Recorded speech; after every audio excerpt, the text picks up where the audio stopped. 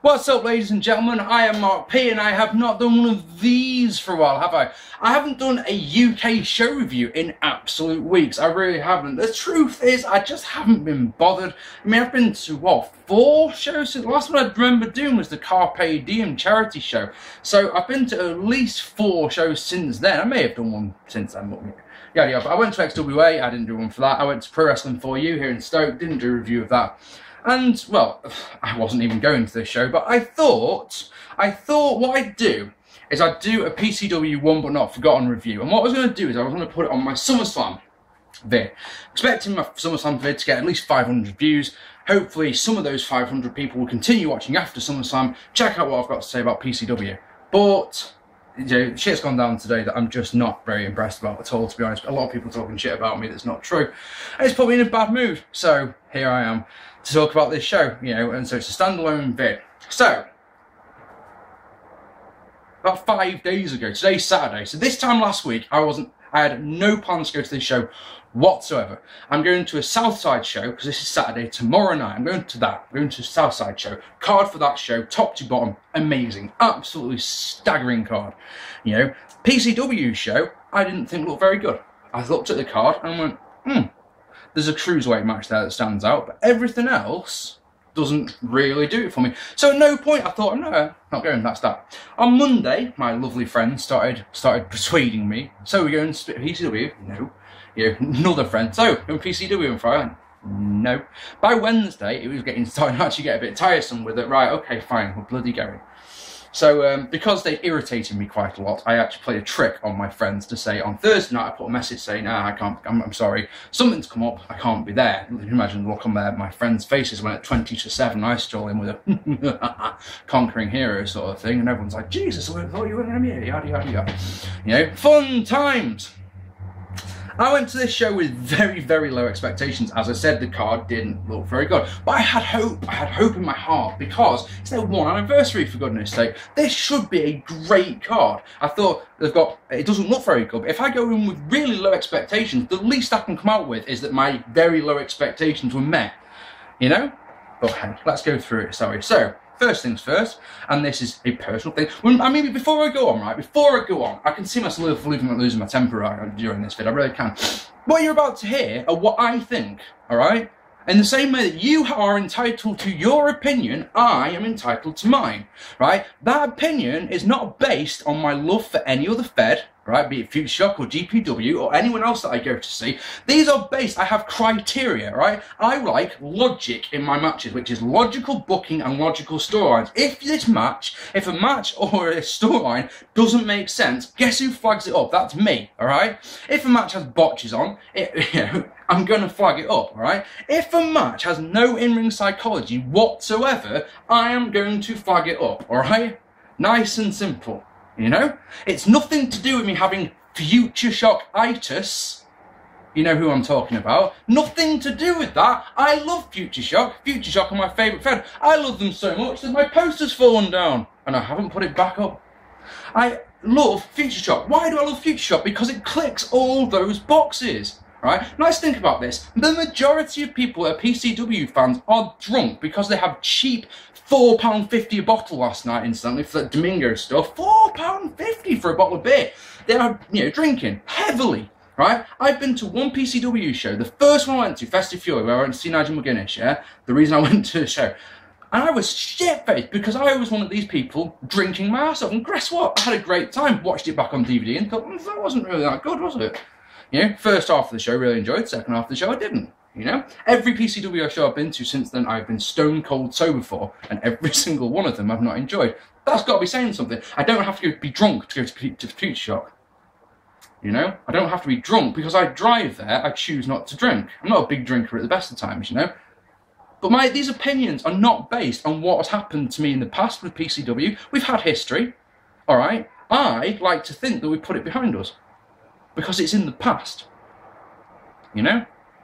My thoughts on PCW are, you know, meh, you know. And I don't go into it going, oh, Future Shock's better than this. Of course it is. It's a completely different product, completely different. And what I like is what Future Shock does.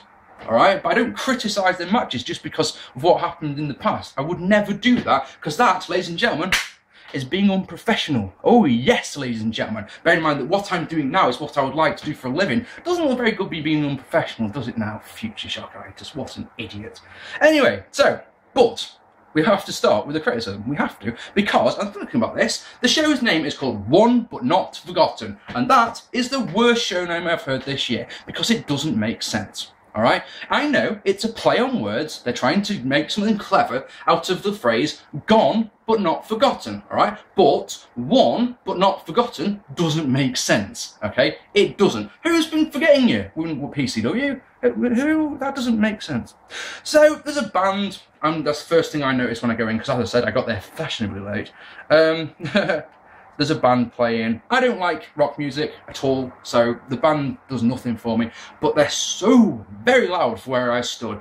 I vacated and I went to the, the smoking area. Stephen Flutter comes out and he's wearing a really great suit, and he told me that's the Vince McMahon music. He does the Vince McMahon strut as well, which got a decent little laugh. He thanked the fans, as you would expect, for 1 year. And then they showed a highlights video of the Tozawa versus Ligero match from the previous show. A legitimate match of the year contender. It's a very, very good match. I thoroughly enjoyed it live. I enjoyed it on DVD. Not as much as I did on the night, but you never do you? They've announced that's going to happen again in February. Good work. Winning. That's a match that is a match, that gets me excited. John Morrison doesn't. Tozawa, big star, who's a infinitely better wrestler than John Morrison does. So, the opening contest was a 6-man Cruiserweight scramble match. Now, the rules were simple in this one. Whoever's the champion, basically, pinfall submissions, as many as you can in 20 minutes. Whoever's the champion, after 20 minutes, gets to keep the belt. This is Joey Hayes versus Dave Rain versus Dane Allmark versus Noam Dar versus Martin Kirby versus Jonathan Gresham. But Jonathan Gresham was running late. We were announced that, and we were told that he's not going to be in the match. So instead of using logic, there's that word straight away, make it a 5-man. Make it a 5-way match, nice and easy. If Gresham gets there in time, he can interfere, and if not, then nothing's lost. No, the thing about this is that Bubblegum was added to the match. Now Bubblegum, you've probably heard me say a lot, is one of my favourite guys. I absolutely love his heel character so much. Not so high on his babyface one, he's still a great worker, I just don't... The heel character is what I saw first, that's what I enjoy. No, now, this makes so little sense, it defies explanation, right? I'm sure it does, right? Bubblegum, at the last show, was shown at Cash Converters selling the PCW Championship that he'd stole the show before that, right? He got £10 for it, brilliant. This was done so that they could bring in the new PCW title. All good, no complaints with that at all, right? He got the shit kicked out of him in the match by T-Bone, and T-Bone defeated him. He then was punished by putting into the bra and panties, oh yes, a male bra and panties match. Get your head around that one. Wasn't as bad as I thought it was going to be, to be honest. It's actually quite entertaining. His punishment was to go in that. And if he said, if you lose, we're going to give you even more punishment. And he lost. His punishment was to be on this show versus the Hammer. In a match where everyone was going to go, yeah, Bubblegum, you're going to get the shit kicked out of you. Make Hammer look like a monster. Bubblegum gets his comeuppance. Everyone's happy. But Bubblegum was put in this.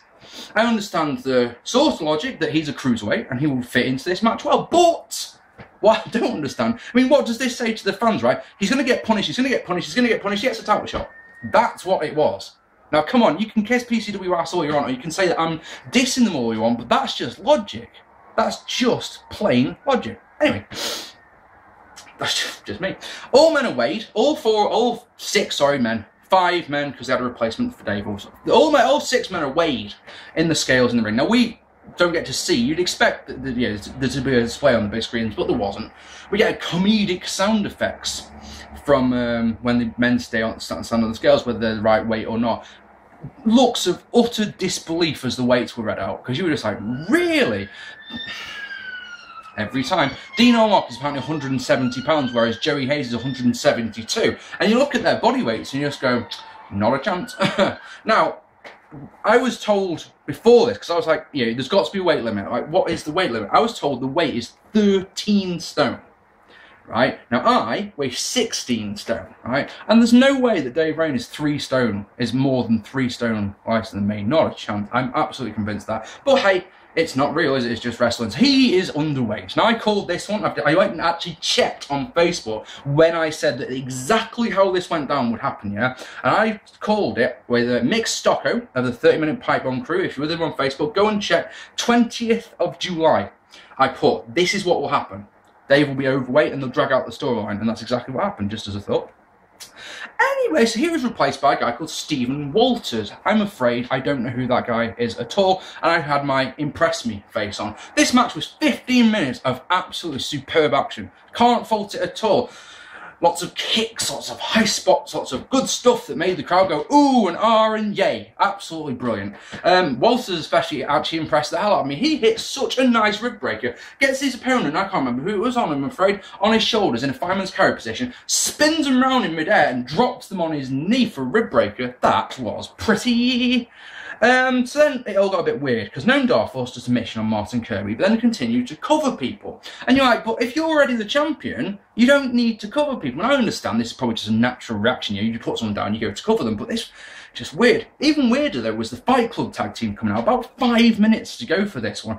They battered everyone in sight. Bubblegum literally fucked off. You saw him walking up the stairs, leaving Dar and Hayes.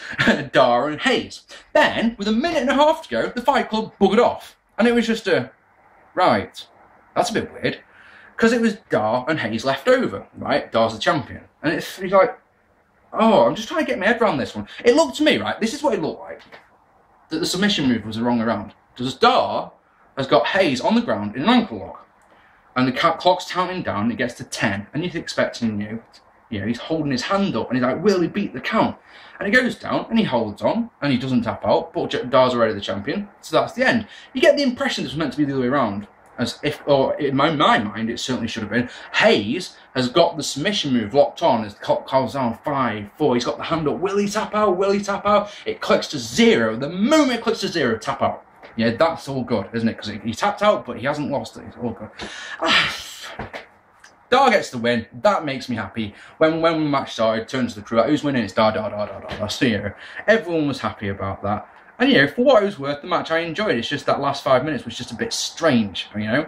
Next, Rampage Brown versus Chris Travis. Now, this is the thing about PCW that I just do not understand, all right? And, you know, if this is a criticism, fair enough, bring it on, you know. If you can tell me why this happens, you know, let me know down here, you know. It's nice and simple. This match is Rampage Brown versus Chris Travis, right? Why is it happening?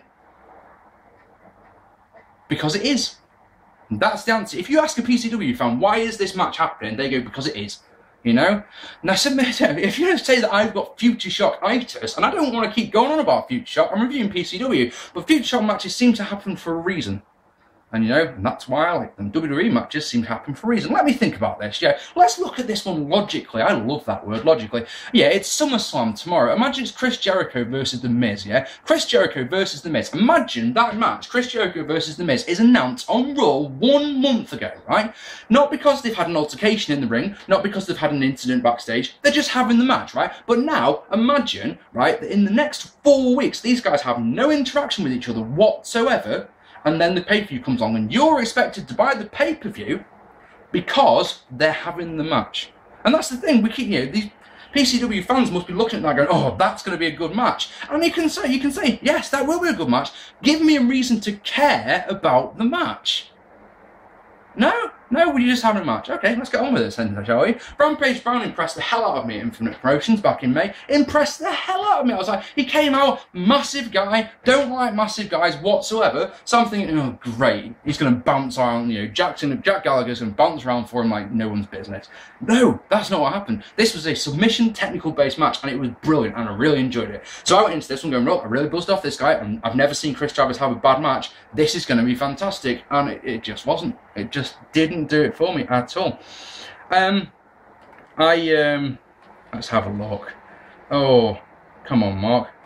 It's just a simple scroll. That's all you need to do. Yeah. The match just didn't do it. I mean, the best part of this match was a really nice Samoan drop by Rampage Brown. That was the highlight of the match. The story coming out of the match, that I think with that move, Chris Travis suffered a dislocated shoulder. He hit a super kick, did a roll up 1, 2, 3, and that's that. He then had to have his shoulder pop back into place, which must have freaking hurt. When I went up to the bar later on, I saw him with the biggest ice pack on his left shoulder. It's like, wow, crowd were down after the opener. The crowd seemed to be well down. And this one felt, this is the other thing about this match, it felt so short. This match felt like it, you need at least another 5 minutes to, because it was getting going and I just went, So it was all right. It was not the worst match I've ever seen. It just, I had expectations that were up here because, like I say, I'd seen these, I've never seen Trish Stratus have a bad match ever. And, I'd seen Rampage Brown have this good match and it just wasn't.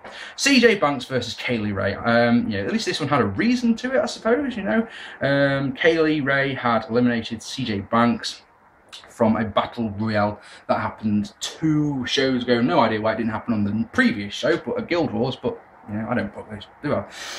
This was a lose-lose match in my opinion, and I'll tell you why. Look, I'm not just going to go, this was shit. I'm going to say I didn't like this. This is why. Because, right, look at this. Banks cheats to win, against a woman. He looks weak. If he loses, he looks weak. And if he wins, he's beat a girl who is smaller and weaker than him. So, that's why I think he looks weak. If she was, using her speed, that would be an asset. But think about it, she's facing CJ Banks, who is faster than her, who is stronger than her, who is more, let's be honest, more skilled than her. And it's one of those, right, this doesn't make sense.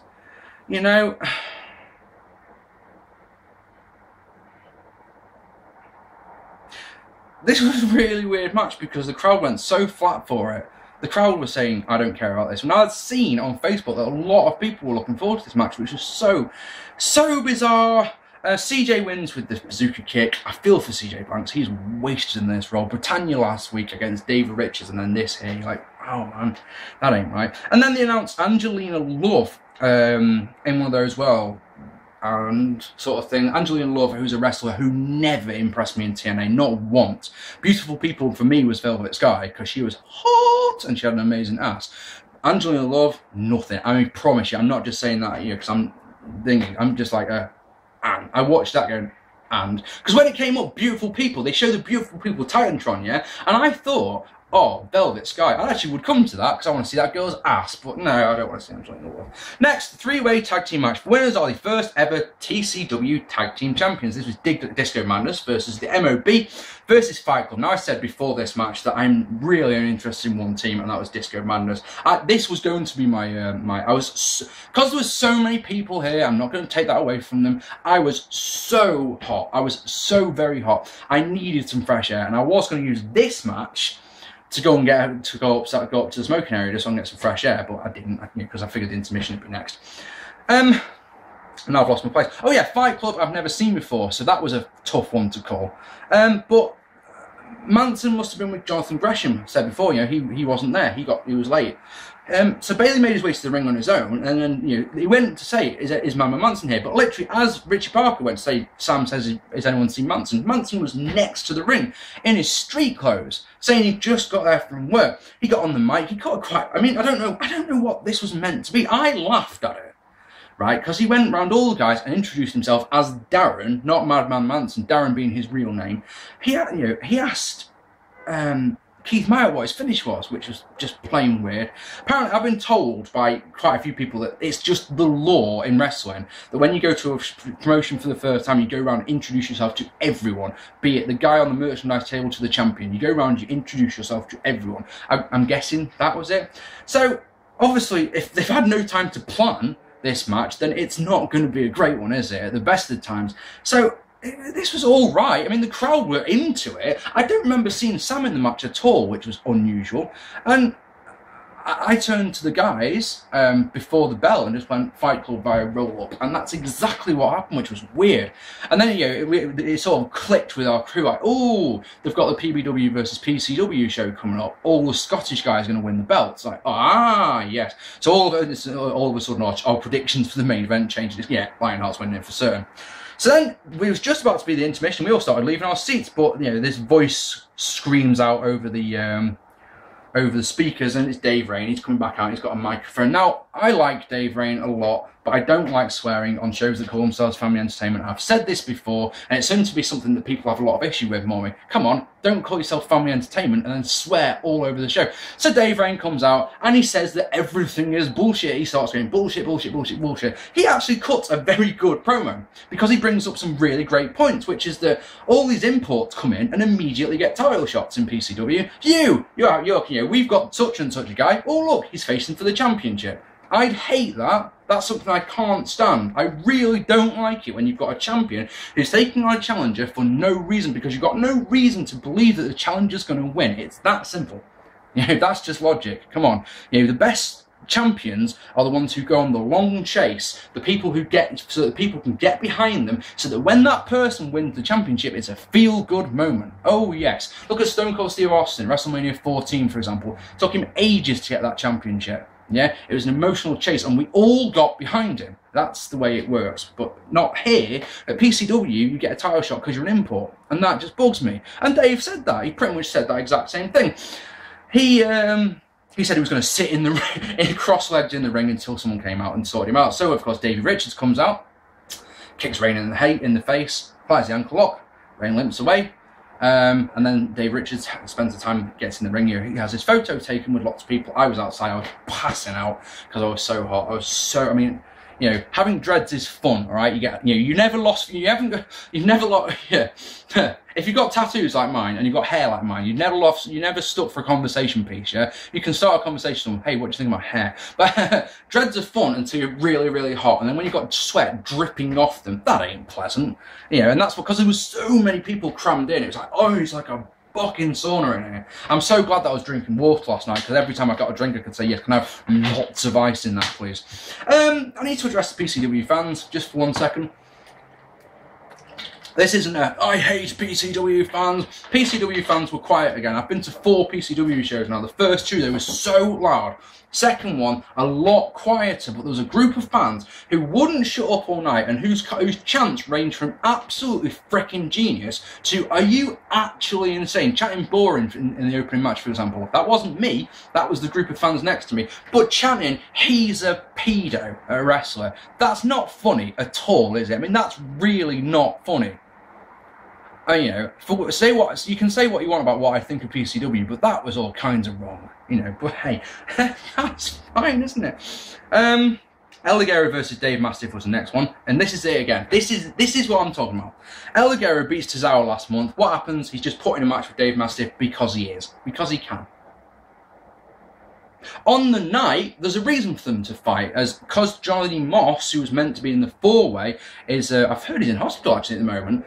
The winner of this match got put into the main event. I like that, but they didn't announce it beforehand, which is just plain strange. The expectations were high for this one, even if I wasn't, why is this match happening? No reason. Oh, right, okay. These two are good wrestlers, so yeah, this could be a good match. It could be a great match, and that's the thing. It was a good match, I enjoyed it, but it wasn't a great match, okay? I was very surprised when Mastiff got the win. Very surprised. Now, let me tell you why. If you've got 4 guys in the main event, one of them is T-Bone, who is Beast, and one of them is Lionheart, who is Beast. The other guy is Davey Richards, who, let's be honest, isn't Beast. You know, why not put Ligero in, so you've got 2 guys who are Beast and 2 guys who aren't? My thinking, of course, is that the 2 guys who aren't very big can bump like bastards for the big boys, but, at the end of the day, it's just, that's just my opinion, alright? Dave Mastiff gets on the mic and, Jesus Christ, he says he's not a fucking teddy bear family show. And then, in one of those, oh, come on, right? Eugene appears on the videos, and you're just like, wow. Do you know what the scariest part about this was? You know, Eugene is coming to PCW in December. It's on the same show that John Morrison is on.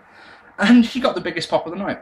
Apart from Dave Rain, obviously, but, you know, he got the biggest pop. He got the bigger pop, right, than all 4 of the men in the main event. And that is freaking terrifying. It really is. A guy who is a comedy mid-carder, you know, is more over than your champion and Davey Richards. Wow. Next, Hammer versus Gresham. My goodness me. As noted before, this was meant to be Hammer versus Bubblegum. Hammer would have owned Bubblegum. Come on, it's just what would have happened. Punishment for the belt stunt. Instead, we got this. One of the most talented wrestlers I've seen this year, Jonathan Gresham. The guy is a wizard. His match with Chris Brooks at Great Bear Promotions, the first Great Bear Promotion show, is one of my matches of the year. Absolutely stellar match, right?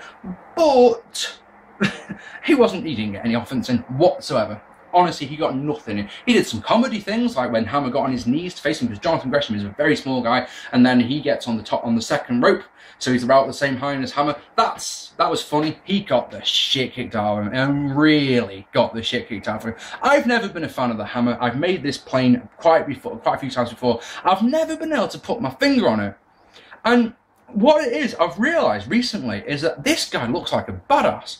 He looks like a heel, and in my opinion, he needs to turn heel because the fans don't care about the Hammer. There's a select few, a smattering of fans, but they're utter indifference for most of this match. If he turned heel at the end of this, I think that would have changed, but that's just me. He battered him, yeah, I mean, absolutely batters him. Owns him, fucks off, that's the thing. It was just a plain squash. And then, in the main event.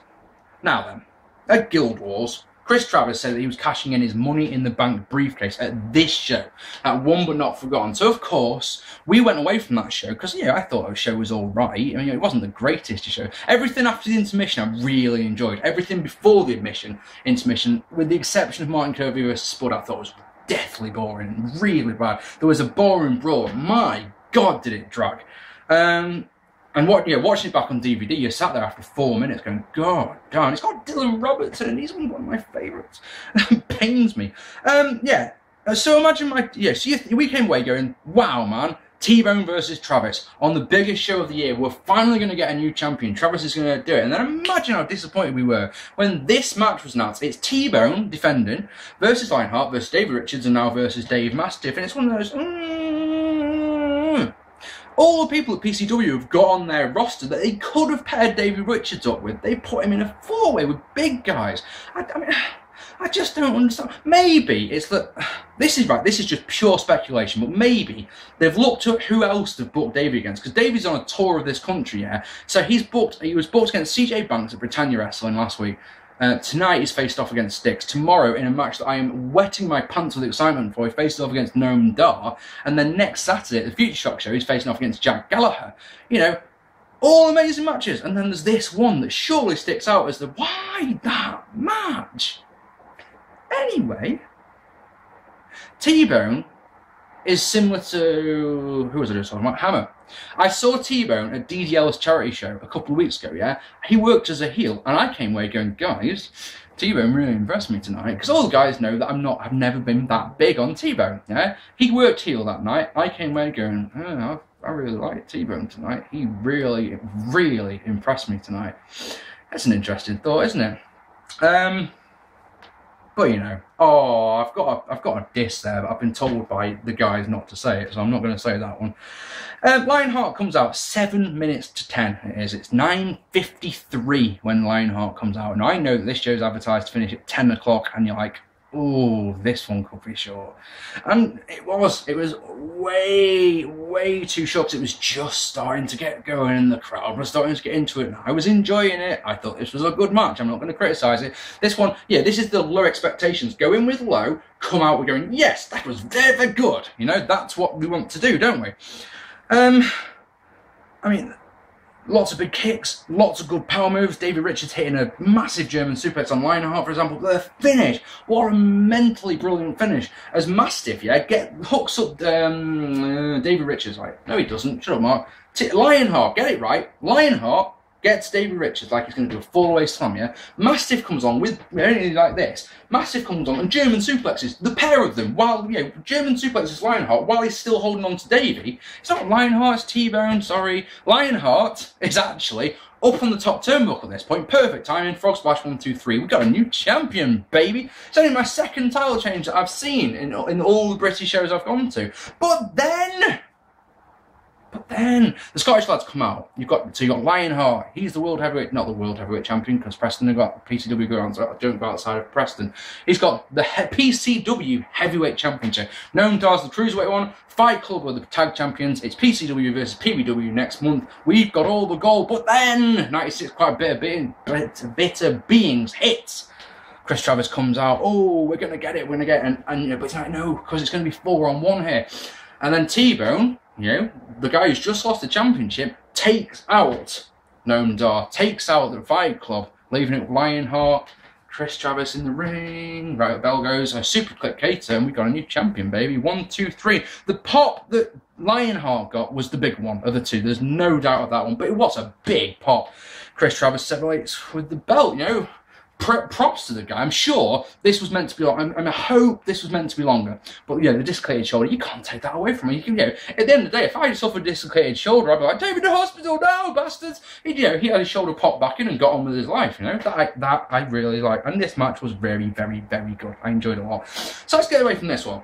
What can we take away? We enjoyed the opener, apart from the last couple of minutes, and we enjoyed the main event. Everything else in this card just didn't. Either was all right, was average, was below expectations, or was just downright meh. And, you know, and you can, if you say that because I've got future shockitis, then all right, guilty, I suppose. I've got future shockitis. But you know, I said at the start, no, these are the criteria that I say. These are the criteria that I set out when I do a vid. Doesn't matter what company it is. These are what I'm looking for. All right, and just because Future Shock might tick all the boxes, then so be it. You know, there's a reason I'm going back every month, and the reason I'm taking more friends. This. Let me tell you about this show. This felt like a setup show. It felt like an episode of Impact or an episode of Raw, or it felt like No Way Out, because this was clearly leading to the Invasion show. It's PCW versus PBW. They're clearly leading to that. Now, if you're interested in PBW, Premier British Wrestling, they're called, that's good for you. I've never even seen one of their shows. So these people are coming out like Fight Club, and I'm going, who? You know, that's one of those things. So, you know, I got pressured into going to this show, and I resisted as hard as I can, and by God, I wish I'd resisted some more. But hey, I got a night out with my mates, but let's put it this way, we were so disappointed, our crew were, when we left, yeah? Normally, we go to McDonald's, and we break down the shows, yeah, and we talk, and we, you know, God damn, how many people or wrestlers have spoken to us at the GPW shows, where we're getting kicked out at the end of the night because we're the last ones there. You know, we like talking to people. This time, we gave out some flyers for the Future Shock After Show party, and sorry, for the Future Shock Super Show. I helped give out a couple of flyers, and then we went home. It was alright. See you guys. See you guys on Sunday at Southside. You know, that's how disappointing. It wasn't just me. Ask our crew. You know, and come to a show. We're not hard to find. We're all around bloody Dave Rain shirts, for goodness sake. Come up to us and say, why didn't you like that? You know, it's that simple. You know, and that's that. I'm afraid I was, like I say, I was going to put this on my SummerSlam vid, and I was hoping that PCW would get a bit of exposure out of it, but what can you do, eh? That's that.